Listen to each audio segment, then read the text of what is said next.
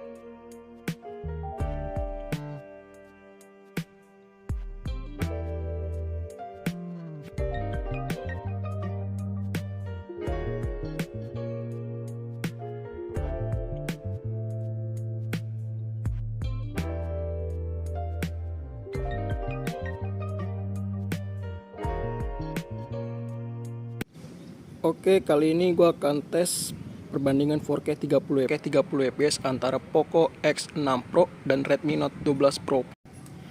Kita akan lihat dulu nih di bagian ruangan yang agak sedikit pencahayaannya.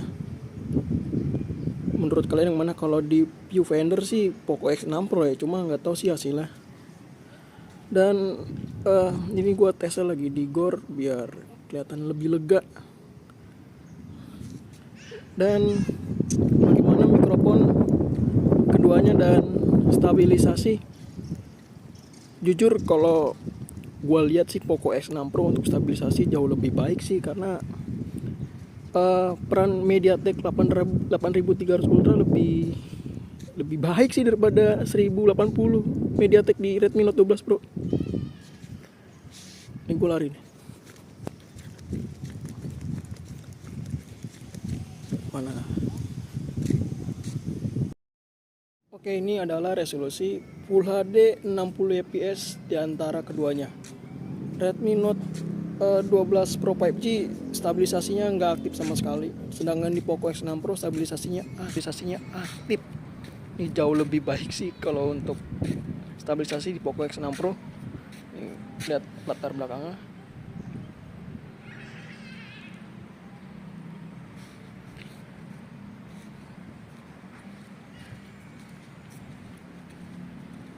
Bagaimana kualitas mikrofon untuk kamera depannya? Better sih mikrofonnya Xiaomi itu. Oke, gue akan tes video 4K 30 fps di Poco X6 Pro. Oh ya, gue mau informasikan bahwa semua foto yang video dan gue ambil semua itu tidak menggunakan AI atau HDR, semua gue nonaktifkan sama sekali. Jadi alami lah itu. Ini untuk stabilisasi, jujur Poco X6 Pro setelah gue coba beberapa kemarin, stabilisasinya jauh lebih baik sih, karena semuanya aktif gitu di Full HD, 4K hingga 720p nya. Tapi better sih di 1080 60 fps itu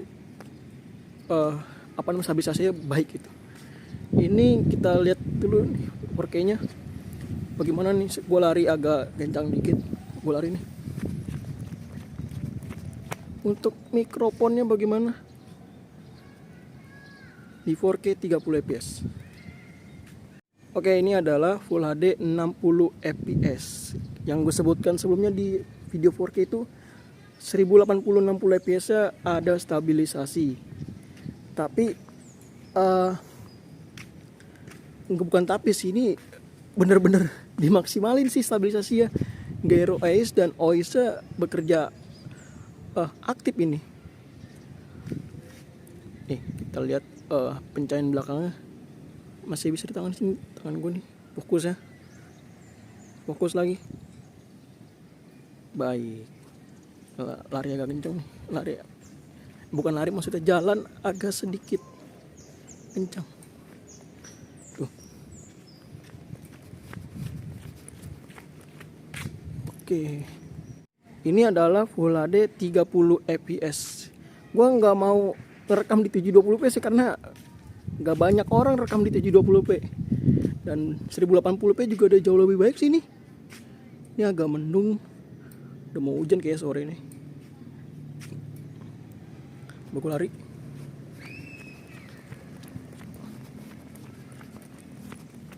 Baik, oke. Oke, gue akan tes di kamera depan Full HD 60 fps. Apakah ada stabilisasi bang? Jawabannya ada kok stabilisasinya. Dan kalian bisa lihat nih, pencahayaan belakangnya masih bisa ditanganin dengan cukup oke sih. Kalau kalian berekspektasi kamera Poco tuh nggak usah tinggi gitu, biasa aja, karena Poco fokus ke performa. Tapi kali ini ada beberapa hal tuh di kameranya ada peningkatan gitu. Ya seperti di kamera depan Full HD 60 fps ini wajib di tepuk tangan lah, kasih jempol ke Poco. Ini gue lari, coba stabilisasinya pakai jalan biasa. Mikrofonnya bagaimana? Kalau gue coba-coba sih mikrofonnya better sih, lebih baik gitu. Oke, ini adalah Full HD 30 fps. Jujur semenjak ada 60 fps lebih enak di situ sih daripada 30 fps. Ya, tapi enaknya 30 fps, stabilisasinya juga bisa ditangani gitu. Apakah masih terjaga nih belakangnya? Oh, frame rate-nya ya jelas lah, beda banget. Untuk stabilisasi jelas ada sih kalau di Full HD 30 fps tuh. Lari.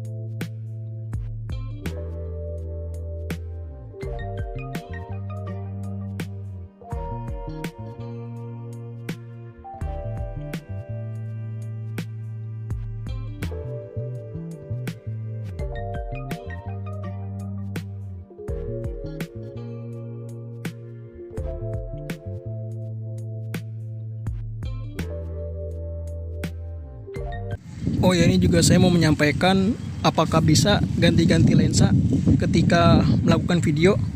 Jawabannya tidak bisa. Nih, ngerekam nih. No, hanya bisanya maju mundur aja sama nangkep foto. Itu gitu.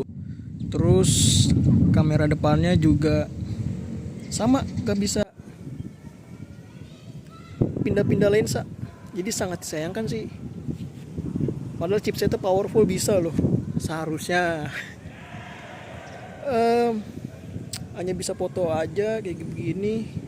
Jadi saya sama maju mundur gak bisa juga sih, maju mundur. Itu sih mau saya sampaikan ke kalian. Sayang sekali sih. Padahal chipsetnya powerful yang gue bilangin sebelumnya.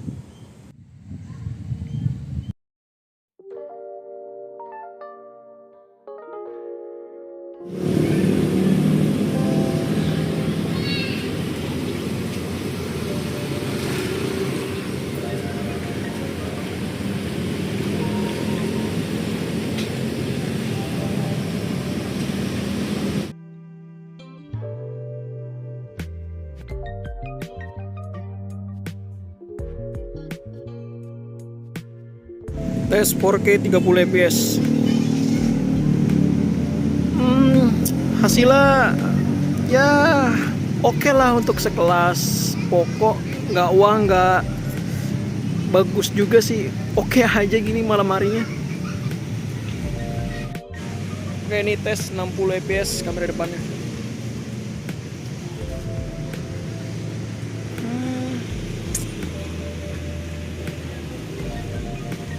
Lumayan lah, banyak noise juga. Oke, ini 30 fps.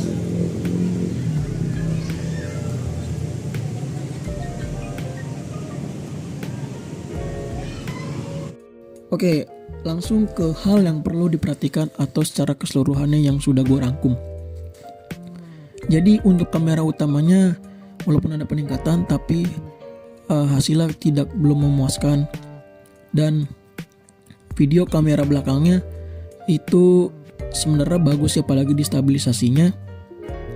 Tetapi detail dan dynamic range-nya juga tidak bisa, belum memuaskan gitu maksud saya. Dan mikrofonnya bagus, penangkapannya, dan kamera ultrawide-nya hasilnya biasa aja sih, cukup bagus. Ada ultrawide di Poco di kelas 4 jutaannya.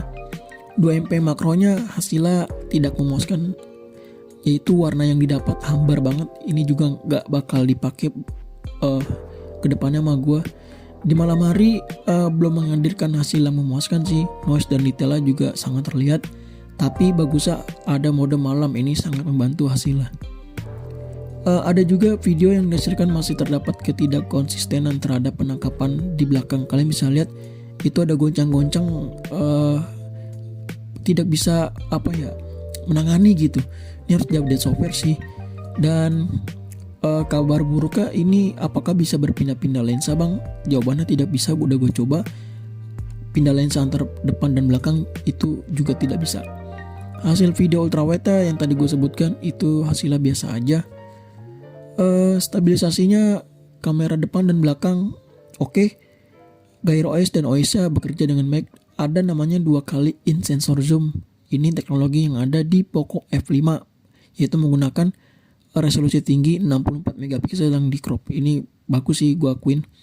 Hasil selfie-nya mendapatkan hasil yang lumayan, dan video 60 fps diuji juga hasilnya baik. Detail dan backgroundnya masih bisa ditanganin, dan ada stabilisasi di 60 fps maksud saya. Dan terbukanya 60 fps juga gue patut apresiasi terhadap Poco. Dan itu sih perbandingan Poco X6 Pro dan Redmi Note 12 Pro 5G. Jadi kalian bisa menilai better mana, Sony MX766 dan 64 megapiksel of Omnivision 64B. Bila ada perkata atau komen atau pertanyaan apapun itu, komen aja di bawah, nanti insya Allah akan gue jawab. Terima kasih.